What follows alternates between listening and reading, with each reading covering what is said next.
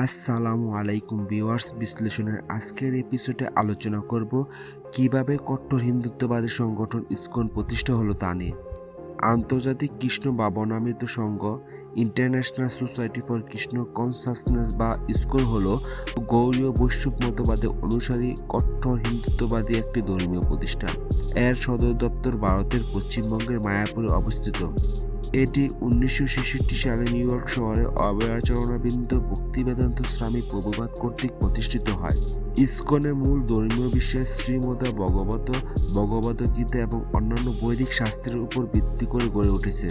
আধ্যাত্মিক সমাজে এটি হরে কৃষ্ণ আন্দোলন নামে সুপরিচিত। ইসকন গৌড়ীয় বৈষ্ণব সম্প্রদায়ের অংশ, যেখানে গৌড়ীয় শব্দটি গৌড় অঞ্চলে উৎপত্তি এবং বৈষ্ণব শব্দটি বিশ্বর উপাসক বোঝাতে ব্যবহৃত হয়। গৌড়ীয় বৈষ্ণব মতবাদ প্রায় পঞ্চদশ শতাব্দীতে প্রবর্তিত হয় এবং 1960-এর দশক থেকে এটি পশ্চাতে প্রসার লাভ করে। ইসকন একটি হিন্দুত্ববাদী ধর্মভিত্তিক সংগঠন, যার মূল লক্ষ্য হল ভক্তিযোগ অনুশীলন, ভগবান শ্রীকৃষ্ণের উপাসনা এবং হরিকৃষ্ণ মহামন্ত্র জপ করা এবং তা প্রচার করা। ভক্তি বেদান্ত স্বামী প্রভুপাদ, যিনি ইসকনের প্রতিষ্ঠাতা, 1965 সালে 70 বছর বয়সে নৈতিক এবং আধ্যাত্মিক শিক্ষা প্রচারের লক্ষ্যে তিনি নিউ ইয়র্ক যান। 1966 সালে জুলাই মাসে তিনি আন্তর্জাতিক কৃষ্ণ ভাবনামৃত সংঘ প্রতিষ্ঠা করেন। বৈদিক দর্শনের গ্রন্থ প্রকাশের জন্য তিনি ভক্তি বেদান্ত বুক ট্রাস্ট নামে একটি গ্রন্থ প্রকাশনী সংস্থা প্রতিষ্ঠা করেন, যা বর্তমানে বিশ্বের অন্যতম বৃহৎ প্রকাশনা সংস্থা। 2009 সালের তথ্য অনুযায়ী বিশ্বজুড়ে ইসকনের 5,000-এর বেশি মন্দির এবং কেন্দ্র রয়েছে। এদের মধ্যে রয়েছে 60টি খামার, 50টি বিদ্যালয় এবং 90টি ভজনালয়। ইসকনের সদস্য সংখ্যা পূর্ব ইউরোপ, আমেরিকা, মধ্য এশিয়া এবং ভারতীয় উপমহাদেশে উল্লেখযোগ্য হারে বৃদ্ধি পেয়েছে। দীক্ষার সময় ইসকন ভক্তরা 4টি মৌলিক নিয়ম এবং বিধি অনুসরণ করেন। সেগুলো হলো ল্যাক্টো নিরামিষ জাতীয় খাদ্য গ্রহণ, যা কৃষ্ণ প্রসাদ হিসেবে নিবেদন করা হয়; নেশা জাতীয় দ্রব্য যেমন অ্যালকোহল, সিগারেট বা অন্য কোনো মাদক সেবন থেকে বিরত থাকা; জুয়া না খেলা; অবৈধ যৌনতা পরিহার করা। ইসকন ভক্তরা দৈনিক, সাপ্তাহিক, মাসিক পূজা পর্বের পাশাপাশি বিভিন্ন হিন্দু উৎসব উদযাপন করেন। এর মধ্যে উল্লেখযোগ্য উৎসবগুলো হলো জন্মাষ্টমী, রাধাষ্টমী, দিওয়ালি, গৌর পূর্ণিমা, একাদশী, হোলি, রামনবমী এবং গীতা জয়ন্তী। ইসকন কৃষ্ণ চেতনা প্রচার অত্যন্ত সক্রিয়। সদস্যরা প্রকাশ্যে হরিকৃষ্ণ মহামন্ত্র গেয়ে এবং বিভিন্ন ভাষায় বৈদিক গ্রন্থ বিক্রির মাধ্যমে এই চেতনা ছড়িয়ে দেওয়ার চেষ্টা করেন। গভর্নিং বডি কমিশন জিবিসি ইসকনের কেন্দ্রীয় ব্যবস্থাপনা কর্তৃপক্ষ হিসেবে কাজ করে। এটি 1970 সালে ভক্তি বেদান্ত স্বামী প্রভুপাদ দ্বারা প্রতিষ্ঠিত হয় এবং বার্ষিকভাবে মিলিত হয়। 1970 সালে 28 জুলাই প্রভুপাদ একটি পরিচালনা নির্দেশিকা নথিতে জিবিসিতে 12 জন সদস্য নিয়োগ করেন। তাদের মধ্যে সৎস্বরূপ দাস গোস্বামী, হর্ষদত্ত স্বামী এবং তমাল কৃষ্ণ গোস্বামী উল্লেখযোগ্য। তো নথিতে জিসিবির উদ্দেশ্য নির্ধারণ করা হয়েছিল মন্দির পরিচালনার মান উন্নত করা, কৃষ্ণ চেতনার প্রসার, বই ও সাহিত্য বিতরণ, নতুন কেন্দ্র স্থাপন, ভক্তদের শিক্ষাদান। বর্তমানে জিসিবির আকার বৃদ্ধি পেয়ে 48 জন সিনিয়র সদস্য নিয়ে গঠিত হয়েছে। এরা ঐক্যমত্যের ভিত্তিতে ইসকনের পরিচালনায় গুরুত্বপূর্ণ সিদ্ধান্ত গ্রহণ করে। ইসকন আন্দোলনের অন্যতম বৈশিষ্ট্য হল কীর্তন। প্রতি বছর সারা বিশ্বে উৎসর্গকৃত কীর্তন উৎসব অনুষ্ঠিত হয়। ইসকনের সাংস্কৃতিক কর্মকাণ্ডে বৈদিক ধর্মতত্ত্বের উপর ভিত্তি করে নাট্য পরিবেশনাও বিশেষ ভূমিকা রাখে। এর মধ্যে উল্লেখযোগ্য পারফর্মিং কোম্পানি হলো বিবু কুলতুরা এবং ফান্দে আর্টস। বিখ্যাত ব্রিটিশ গায়ক জর্জ হ্যারিসন ইসকনকে গভীরভাবে সমর্থন করেন এবং যুক্তরাজ্য ইসকনের মন্দির প্রতিষ্ঠায় আর্থিক সহায়তা প্রদান করেন। 1973 সালে তিনি ভক্তি বেদান্ত মনোর মন্দির কেনার জন্য অর্থ যোগান। হ্যারিসনের সাথে প্রভুপাদের একটি গভীর বন্ধুত্ব ছিল, যা তাকে living in the material world গান লিখতে অনুপ্রাণিত করেছিল।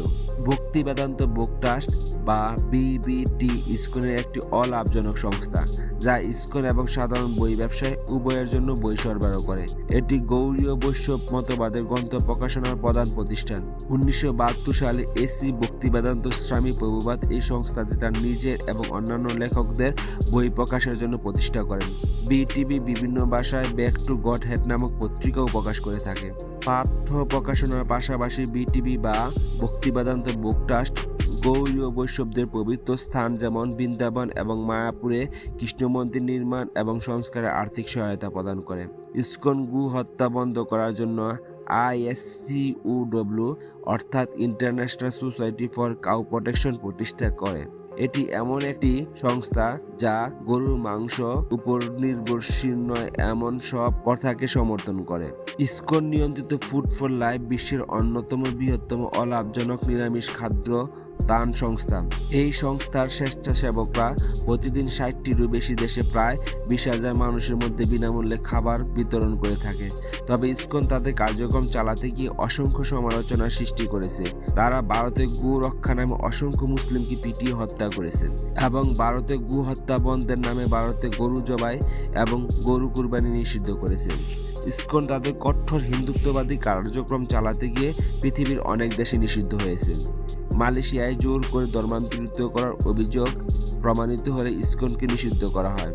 ইসকন তাদের কঠোর হিন্দুত্ববাদী কার্যক্রম চালাতে গিয়ে পৃথিবীর অনেক দেশে নিষিদ্ধ হয়েছে। মালয়েশিয়ায় জোর করে ধর্মান্তরিত করার অভিযোগ প্রমাণিত হওয়ার পর ইসকনকে নিষিদ্ধ করা হয়। তাছাড়া সৌদি আরব, তুরস্ক, ইরান, তুর্কমেনিস্তান এবং চীনে ইসকনের কার্যক্রম সম্পূর্ণ নিষিদ্ধ। বাংলাদেশে ইসকন পরিচালিত অসংখ্য মন্দির রয়েছে। বাংলাদেশে ইসকন তাদের সুপরিকল্পিত লক্ষ্য বাস্তবায়নের জন্য কাজ করে যাচ্ছে। পুরান ঢাকার ওয়ারীতে অবস্থিত স্বামীবাগ আশ্রম হচ্ছে বাংলাদেশের ইসকনের প্রধান সদর দপ্তর। বাংলাদেশে ইসকন তাদের কার্যক্রম চালাতে গিয়ে অসংখ্য সমালোচনা সৃষ্টি করেছে। 2019 সালে চট্টগ্রামের বিভিন্ন স্কুলে ইসকন ফুড ফর লাইফের খাবার বিতরণ নিয়ে সামাজিক যোগাযোগ মাধ্যমে একটি ভিডিও ভাইরাল হয়। সেই ভিডিওতে দেখা যায় কোমলমতি শিশুদের খাবারের পূর্বে হরে কৃষ্ণ বলতে বাধ্য করা হচ্ছে, যা নিয়ে ইসকন পরবর্তীতে দুঃখ প্রকাশ করে। 2009 সালে 25শে নভেম্বর বাংলাদেশের চট্টগ্রামে শ্রী শ্রী রাধা মাধব মন্দির পরিচালিত একটি অনাথাশ্রমে অজ্ঞাত ব্যক্তিরা হামলা চালায়, যা ইসকন সংখ্যালঘুদের উপর হামলা হিসেবে বহির্বিশ্বকে দেখাতে চেয়েছিল। 2016 সালে সেপ্টেম্বর মাসে সিলেটের ইসকন মন্দিরে উগ্রবাদী কিছু ইসকন সদস্য উচ্চস্বরে মাইকে গান বাজাতে থাকে। এতে করে পাশের মসজিদে জুম্মার নামাজের ব্যাঘাত ঘটে। এই ঘটনাকে কেন্দ্র করে স্থানীয় লোকজন এবং ইসকন সদস্যের মধ্যে ব্যাপক সংঘর্ষের সৃষ্টি হয়। এতে 10 জন গুরুতর আহত হয়। 2021 সালে 14 অক্টোবর এক উগ্রবাদী ইসকন সদস্য ফেসবুকে কোরআন নিয়ে অবমাননাকর পোস্ট করে। এতে স্থানীয় লোকজন এবং ইসকন সদস্যরা সংঘর্ষে জড়িয়ে পড়ে। এতে 2 ইসকন সদস্য নিহত হয়। 2022 সালে 17 মার্চ পুরান ঢাকার ওয়ারী এলাকায় রাধাকান্ত ইসকন মন্দিরে হামলার অভিযোগ করা হয়। পরবর্তীতে পুলিশের তদন্তে বের হয়ে আসে পুরনো দেয়াল সংস্করণের সময় চৌমুহনী পূজা মণ্ডপে হামলার সময় নিহত দুজনের একজন প্রান্ত দাস। হামলার অভিযোগ এনে জমি দখল কুমিল্লা শহরের একটি পূজা মণ্ডপে কোরআন পাওয়ার ঘটনার জেরে নোয়াখালীর চৌমুহনীতেও হামলা চালানো হয়েছিল এবং বাংলাদেশ সম্মিলিত সনাতনী জাগরণ জোটের মুখপাত্র চিন্ময় কৃষ্ণ দাস ব্রহ্মচারীকে গ্রেফতার করা হয়। এখানকার মন্দির ও মণ্ডপগুলোতে সেই তাণ্ডবের ক্ষতচিহ্ন এখনো আছে। সেদিনের হামলায় সবচেয়ে বেশি ক্ষতিগ্রস্ত হয়েছে ইসকনের একটি মন্দির। ভাঙ্গা আসবাবপত্র, কাঁচের টুকরো, উত্তরীয়, রুদ্রাক্ষের জপমালা এসব তখনও পড়ে রয়েছে ছড়িয়ে ছিটিয়ে। মন্দিরের অধ্যক্ষ রসপ্রিয় দাস দেখাচ্ছিলেন সেগুলো। সবচেয়ে দুঃখের বিষয়, ইসকনের প্রতিষ্ঠাতা আচার্য ছিল অবচেতন ভক্তি স্বামী প্রভুপাদ, যিনি সারা বিশ্বে এই ধর্ম প্রচার করার জন্য 14 বার পরিভ্রমণ করেছেন। সেই বিগ্রহটাকে মন্দির থেকে টেনে এনে এখানে তারা পেট্রোল ঢেলে আগুন জ্বালিয়ে দিচ্ছে। এটা আমাদের মুখ স্থল। এখান থেকে আমাদের ধর্মীয় গ্রন্থাদি এবং পূজার সরঞ্জামাদি এবং বিভিন্ন জিনিসপত্র এখানে বিক্রি হয়।